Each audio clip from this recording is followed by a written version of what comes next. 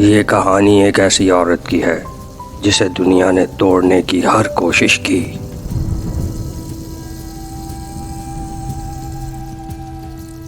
इस घर के मामलात मेरी मर्जी से चलते हैं और मुझे किसी की मुदाखलत पसंद नहीं। वो बोली नहीं, मगर हर दचका उसकी हिम्मत को जगाता रहा।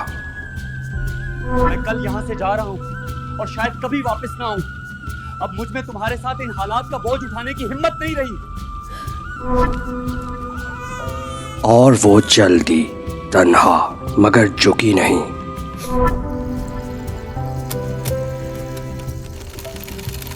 मेहनत उसका हथियार बन गई।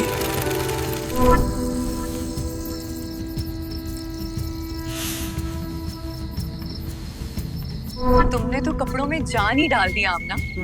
मेरी खाला भी चाहती हैं कि अपने कपड़े तुम ही से सिलवाने दें। शुक्रिया। वो जो कल खाली थी आज रोशनी बांटने लगी।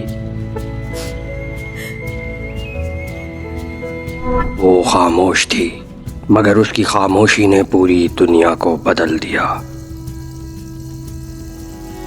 कुछ औरतें सिर्फ जिंदा नहीं रहती, वो अपनी किस्मत भी खुद बुन लेती हैं।